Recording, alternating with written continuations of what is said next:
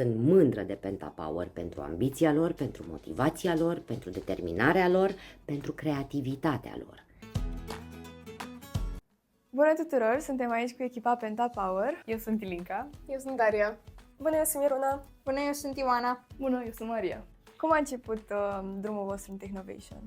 Măi, am primit de la profa mea de economie mesaj pe WhatsApp: Hei, Daria, știu că ești pe partea asta de business, poate vrei să te înscrii. Și am văzut că trebuie și o echipă. Și de la mine din liceu nu prea e lumea neapărat și pe partea asta de IT.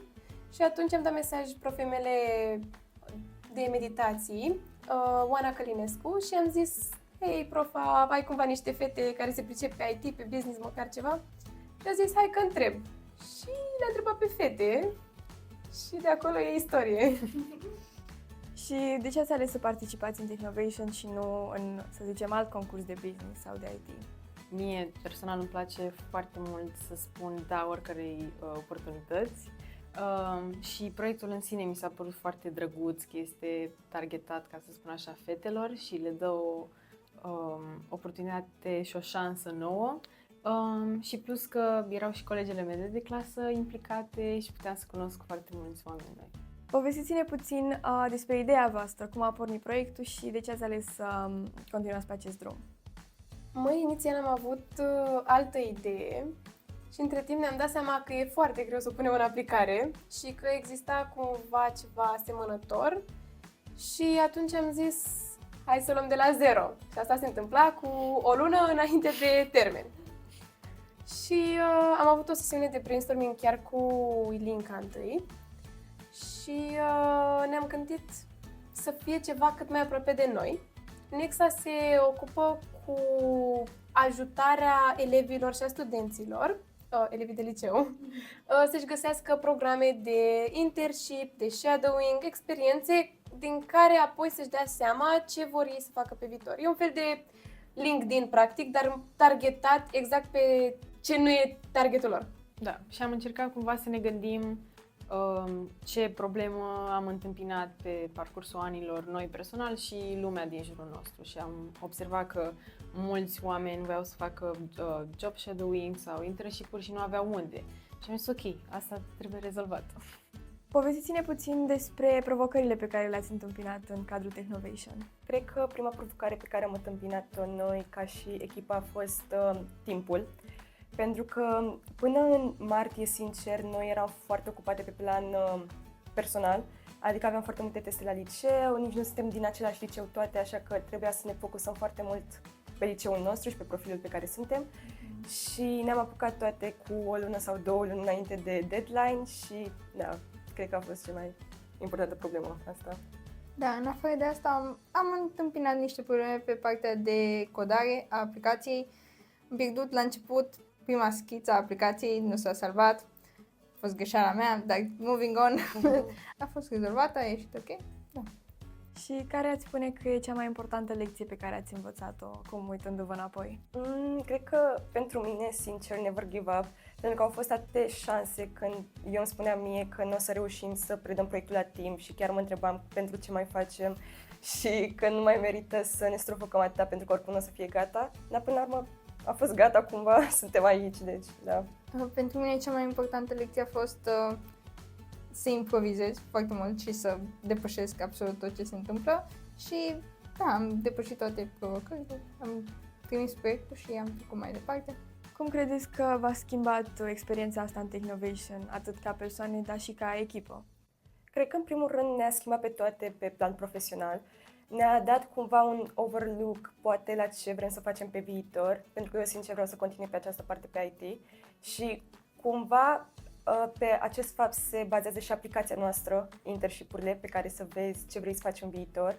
Și mie la fel mi-a confirmat faptul că am făcut această aplicație, că vreau să lucrez mai departe în IT. Avem o idee, dar acum sunt sigură că ăsta e drumul pe care vreau să-l urmez.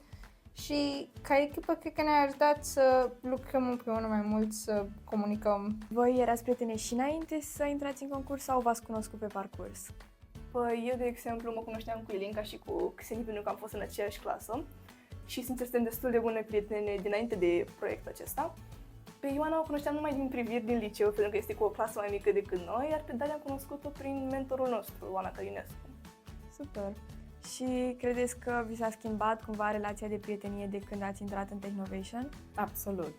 Mie personal mi se pare că ne-am apropiat foarte tare, avem mult mai multă încredere în noi și între noi și că ne putem baza până la urmă una pe cealaltă în diferite situații. Și chiar dacă suntem foarte diferite ca personalități, am venit cu idei noi fiecare și astfel am făcut o V-ați echipă mai completat, puternică. da. Exact. Acum, uitându-vă înapoi la toată experiența în Technovation, credeți că veți dori să continuați cu o carieră în IT? Absolut, cel puțin pentru mine. Această oportunitate mi-a dat cum ar fi overview-ul la ce aș putea să fac pe viitor și până la urmă tot pe această parte cu codarea aplicațiilor aș vrea să rămân, deoarece nu simt că aș lucra doar pentru mine sau doar pentru industria IT, până la urmă lucrez și pentru alte persoane, pentru că până la urmă vin cu oportunități pentru ei și lucrul acesta îmi face plăcere. Da, și eu vreau să urmez o carieră în IT, în principal pentru că doresc să lucrez strict în mediul online și nu mi-am ales încă strict domeniul în care vreau să lucrez, dar știu că vreau să aibă ceva de a face cu programare. Știați lucrul ăsta dinainte să participați în Technovation sau credeți că v-a influențat și concursul? Pentru mine m-a influențat și concursul, doar că știam cumva din clasa 4-a, 5-a că ăsta e cumva drumul meu atunci când am început orele de informatică la școală, în primară. Da, și eu la fel știam că pe acest drum vreau să merg, dar concursul m-a ajutat să decid clar că asta vreau să fac. Povestiți-ne puțin despre relația cu mentorul vostru, cum v-a ajutat, cum v-ați cunoscut și cum credeți că v-a influențat proiectul. Noi ne-am mai avut doi mentori. Întâi, știi că ți-am povestit adineauri de Oana Călinescu, care ne-a făcut legătura. A fost profa mea de meditații, o știu din clasa 7-a și chiar, cel puțin pentru mine, a fost ca o cea mai bună prietenă. Și chiar a dat sfaturi geniale și ne-a ajutat la final să ne unească, să reușim cumva, băi, știu, fiecare are programul lui, dar hai să facem treaba ca să terminăm. Și mai avem un mentor. Un mentor foarte bun a fost Geo, care este mentor împreună cu mine la o firmă de informatică care se bazează pe predarea Scratch-ului și fiind mentor asistent pentru ea, i-am povestit că vrem să participăm în acest concurs și a zis foarte tare. Eu am participat acum 4 sau 5 ani în acest concurs și am fost surprinsă, plăcut surprinsă, pentru că nu știam că și ea a făcut acest lucru la rândul ei. Și am întrebat-o foarte random dacă vrea să ne ajute în acest drum, dacă poate să ne dea sfaturi, ea fiind deja participantă, și a acceptat cu mare drag. Acum câteva săptămâni a avut loc evenimentul live în care ați aflat că v-ați calificat în semifinale, și anume Regional Pitch Event. Povestiți-ne un pic ce v-a plăcut la eveniment, cum v-a făcut să vă simțiți și cum ați primit veștile că ați trecut în semifinală. Păi, ne-a plăcut foarte mult să cunoaștem celelalte echipe care au făcut parte din concurs, să vedem ideile lor, care mi s-au părut geniale absolut toate. Și cea mai valoroasă experiență a fost momentul când au fost în toate echipele câștigătoare. Noi am fost ultima anunțată și în momentul ăla am realizat faptul că, wow, noi chiar am trecut mai departe și munca noastră chiar a avut un rost și chiar am făcut ceva important. Da, și pentru mine la fel. Mă rog, pe lângă sentimentul ăla de extaz că am câștigat și că nu am muncit până la urmă degeaba, mie mi-a plăcut foarte mult comunitatea și oamenii pe care i-am întâlnit. Erau așa oameni frumoși, deschiși și pur și simplu foarte bine organizați, foarte bine structurați și da, comunitatea este foarte frumoasă. Povestiți-mi un pic despre cum a contribuit fiecare la aplicație, adică cine s-a ocupat de ce parte din proiect. Ei bine, noi nu prea ne pricepem la partea de informatică, așa că noi am fost mai mult pe partea de business, de brainstorming pentru idei de aplicații. Da, pe partea creativă, pe partea idei principale a aplicației. Da. Măi, eu am fost în concursuri de genul înainte și mi-era foarte clar ce înseamnă să faci un business plan, ce înseamnă să iei o idee de la zero și să o pui în practică. Și atunci cumva le-am coordonat pe fete să facem parte de business pe Ilinca și Maria și în același timp făceam legătura între partea de business și partea de designul aplicației și partea de IT pe care Ioana și Miruna o făceau. Da, eu și Miruna am lucrat pe partea de IT. A fost pentru mine cel puțin prima oară când am codat o aplicație, deci a fost un pic de învățare și acomodare cu limbajul de programare, dar da, împreună am reușit să facem majoritatea feature-urilor pe care voiam să le aibă aplicația. În ce limbaj ați programat? În App Inventor, fiindcă era o noutate, ni s-a părut cel mai bine să începem cu un limbaj de programare ușor de învățat.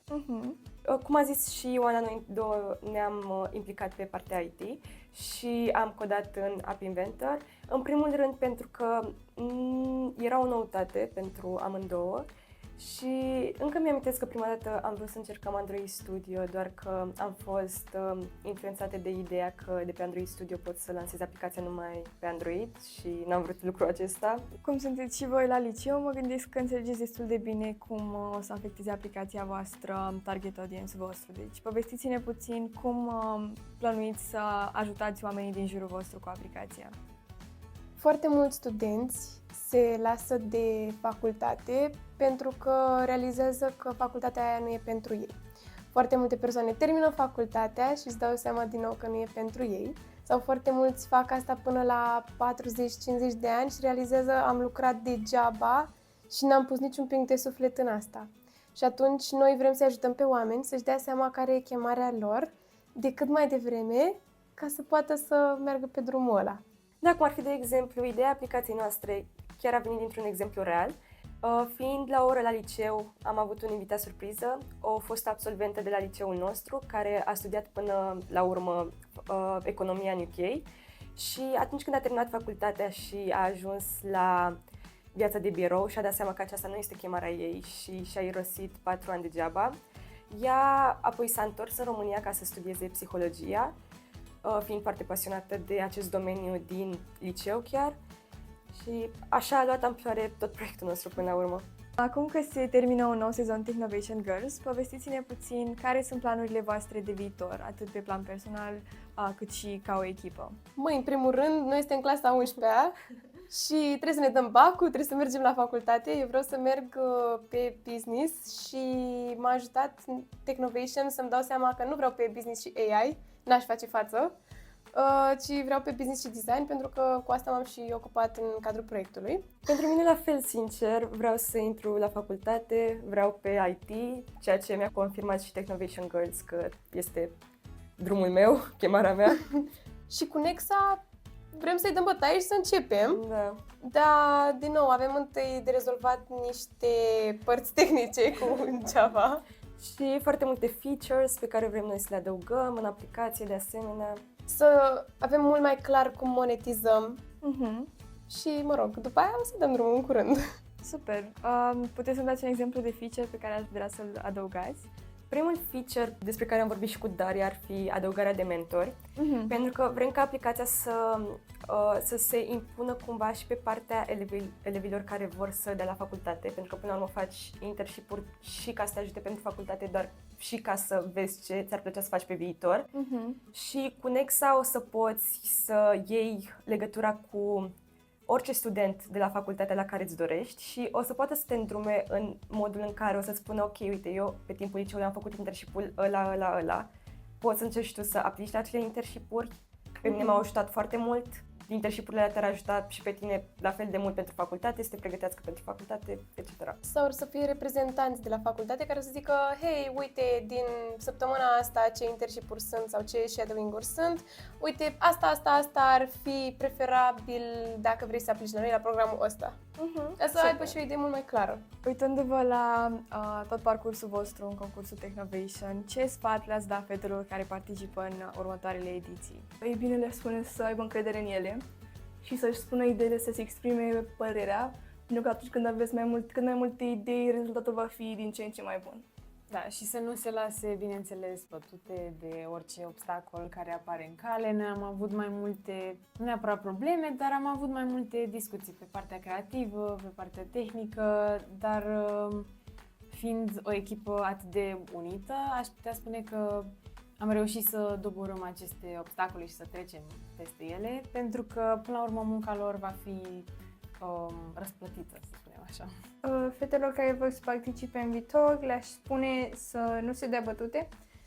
Orice idee poate fi dezvoltată și poate fi pusă în practică dacă te studiezi destul de mult și niciodată nu e prea târziu să începi. Pentru cei care ne ascultă, cum pot ei să vă găsească și să vă susțină proiectul în continuare? Acum că avem o schiță mai dezvoltată a proiectului, vom începe și cu partea de social media, cu partea de marketing, vom face cont pentru aplicația respectivă.